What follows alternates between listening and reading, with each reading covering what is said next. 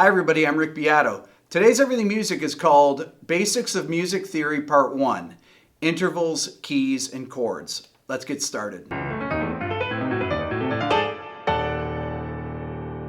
Intervals are the building blocks of polyphonic music. Each of the 12 intervals that we use in Western music have vastly different sound characteristics and must be committed to memory, both orally and visually. Intervals can be sounded two ways. They can be sounded separately, which are called melodic intervals, or together, which are called harmonic intervals. There are 12 intervals within the span of an octave, but many more interval names. I'll show you why. In Western music, intervals are described by two properties. The first being the quality, perfect, major, minor, augmented, or diminished, and the second is the number, unison, second, third, fourth, fifth, sixth, seventh, eighth, and so on. These names describe not only the difference in semitones between the upper and lower notes, but also how the interval is spelled.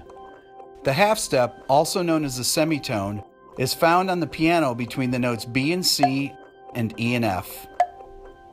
The half step is the building block on which all larger intervals are built. There are two qualities of intervals, perfect and imperfect. Perfect intervals include the unison, fourth, fifth, and octave. Imperfect includes the seconds, thirds, sixths, and sevenths.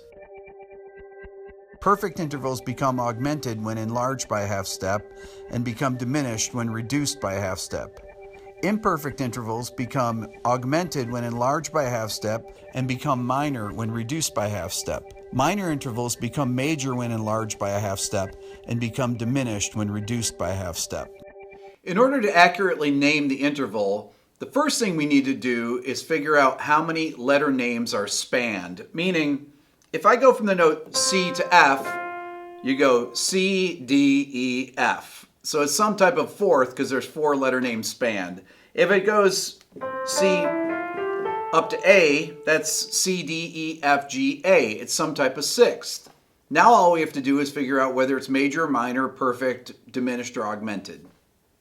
The next thing we need to talk about are enharmonic intervals. Now, enharmonic intervals refer to intervals that are spelled differently than they sound. If I play this interval, you would say, oh, that's a minor seventh interval, B flat to A flat. But if I tell you this is really B flat to G sharp, B flat, C, D, E, F, G, it's some type of sixth. It sounds like a minor seventh, but it's really an augmented sixth. So it really depends on the context on what the interval is. That's called an enharmonic interval.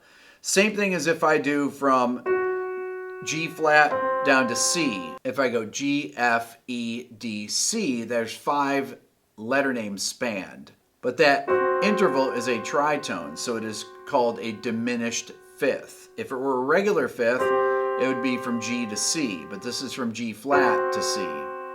That is another enharmonic interval. Chord construction.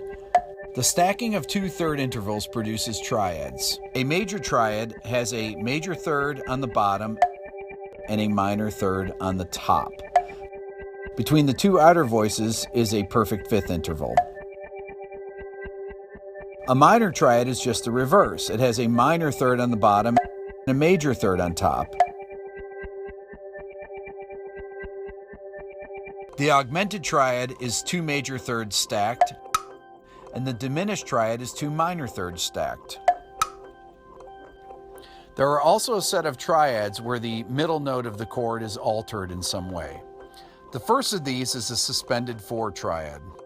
That is a perfect fourth interval with a major second interval on top. Next is the Lydian triad, which has an augmented fourth interval with a minor second on top. We also have the suspended two triad, which is a major second interval on the bottom and a perfect fourth interval on top.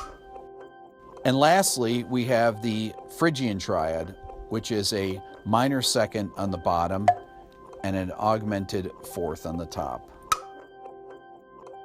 Next, we have the circle of fifths.